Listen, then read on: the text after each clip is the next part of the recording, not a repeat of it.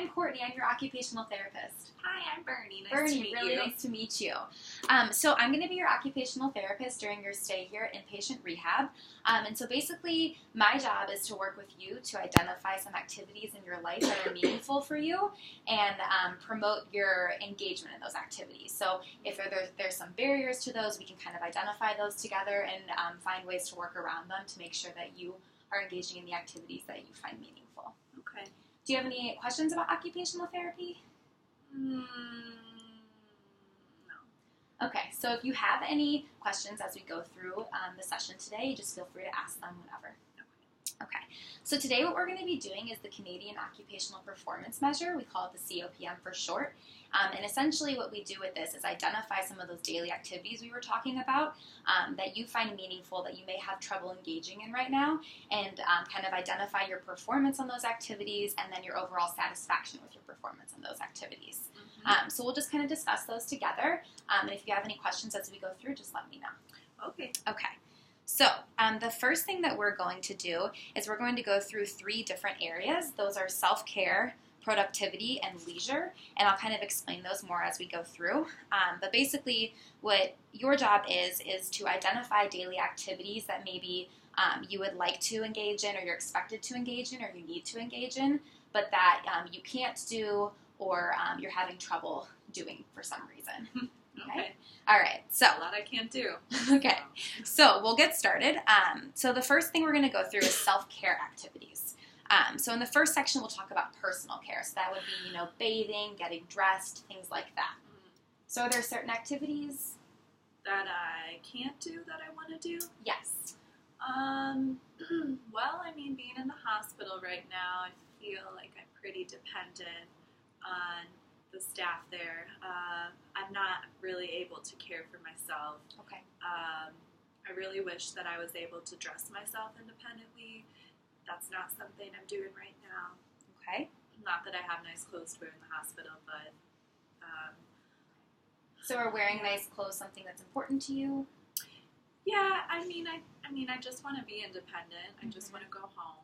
I'm Okay. sick of being in this hospital. I've been here for too long, and I want to be able to do the self-care things. I kind of can, I feed myself, but Okay. I don't feel independent. Okay.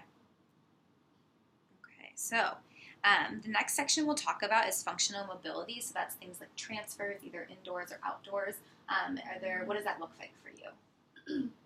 Well, mobility's not great. I have osteoporosis, and recently I had I had an incident where I fell on the commode a little too hard, and so now I'm kind of trying to recover from that, working on some, hopefully want to get better at some transferring and stuff so I can more safely go to the bathroom Okay. and walk around and stuff. Okay. So when you're walking around, do you feel pretty stable? Do you ever feel uncomfortable? Like that's something you want to work on? Or? I feel pain. It's painful to walk around. My osteoporosis does not make that easy. Okay. The next thing we're going to talk about is community management. So that's like transportation or shopping and things like that. What does that look like for you? Well, not currently doing any of that right now, although I do like to cook. So, in the past, grocery shopping was something that was important for me. I'm not transporting myself independently. That's not going to happen. Okay. And is that something that you would like to work on, being able to transport yourself independently through driving or public transportation? I guess I want to get around in the community. I don't know that driving is a big priority, though. Okay.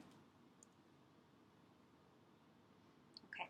What about finances? Are you able to handle that aspect of your life on your own, or is that something that you would like to work on, or? Not an area that I really want to work on. Okay. I think that I know what my finances are, and I feel like I'm in control of that. I have help with it, but it's wanted help. Okay. So now we're going to move on to productivity. So the first section of that would be paid or unpaid work. What does that look like for you on a daily basis? Paid or unpaid? Mm-hmm.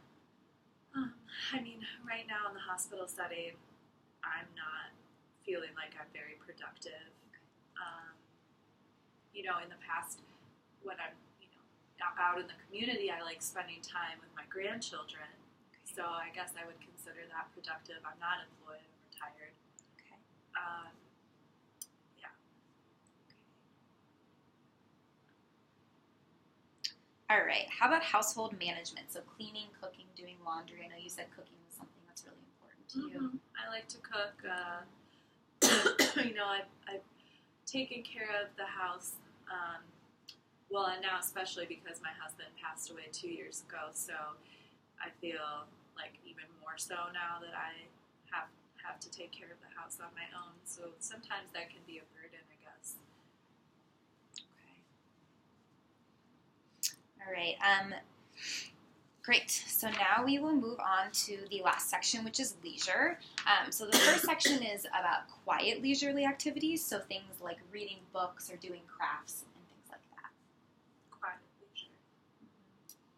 Is there anything in that? Yeah, I mean, I like knitting, I guess. Something that I've done in the past in terms of quiet activities. Is there anything right now that maybe is preventing you from knitting? I know you mentioned your osteoporosis is getting pretty bad, so any pain with that? Yeah, I mean, I guess I haven't tried it that much being in the hospital, but maybe it would be something that I'd be interested in taking up again. Okay. Any other quiet recreation activities, or we can move on to? Yeah, we can. Okay, so how about active recreation activities? So going on outings, traveling. So I really used to like gardening with my husband. Ever since he died, I just, I don't know, it reminds me too much of him. So it is something that I did enjoy, but it's hard to do that now with my osteoporosis and because it was something we did together.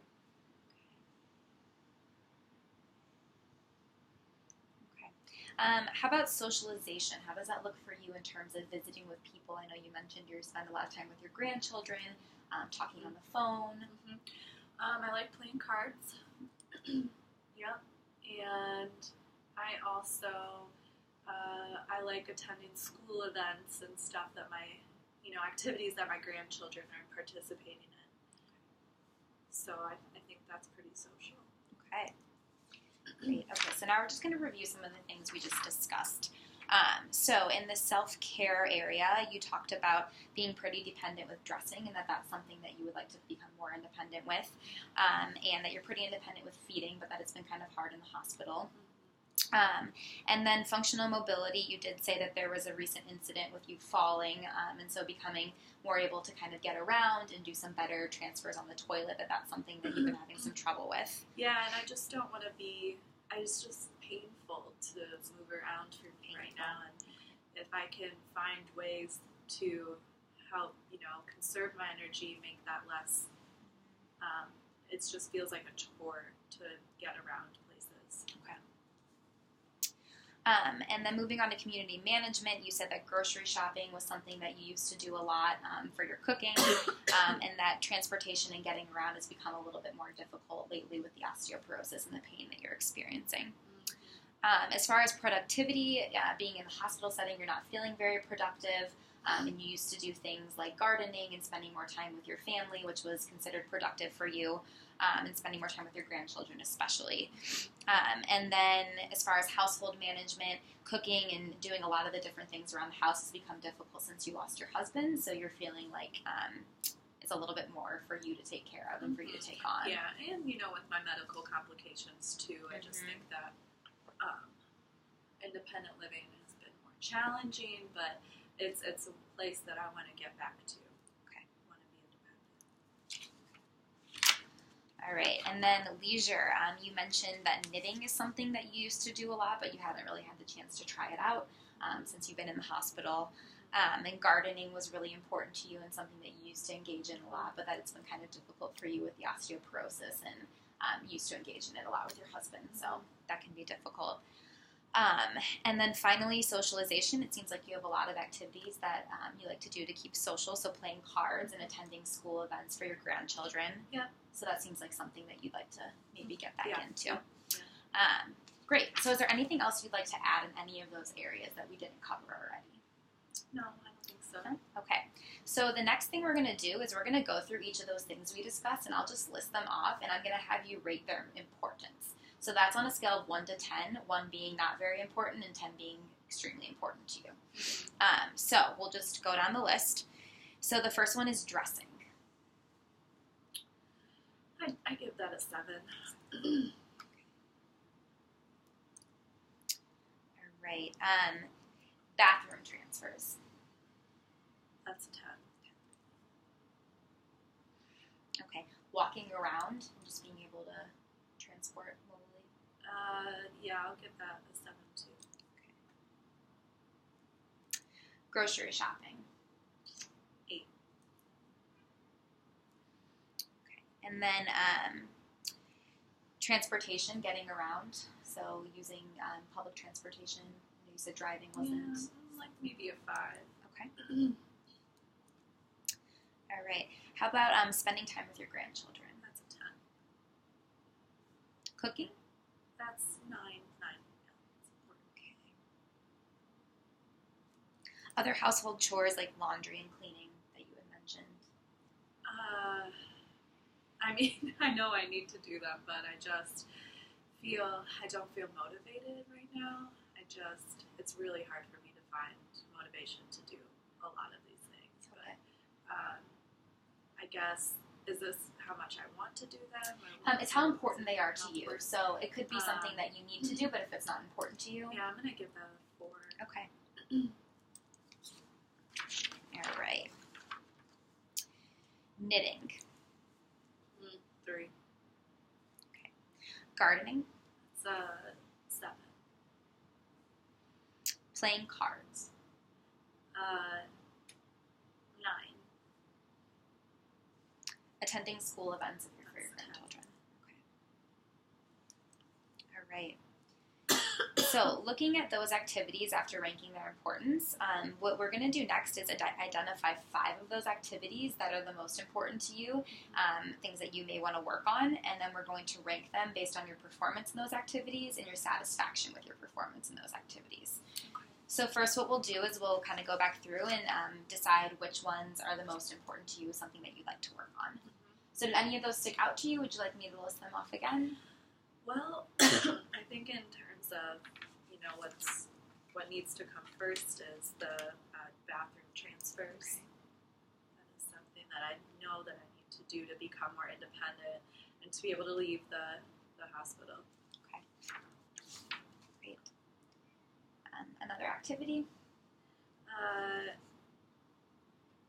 Being able to spend time with my grandchildren, going to their events,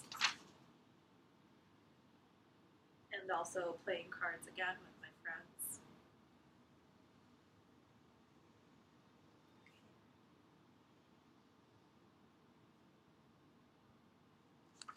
Okay. And what other rating? What other high? So let's see. Cooking was actually ranked pretty high for you in importance. Yeah, I'd like to be able to cook independently. Okay. Other high ones were grocery shopping was a big one. And gardening was a 7. I think, I don't know if I'm ready to garden yet. Okay. But grocery shopping is something I want to be able to do once I leave. Okay.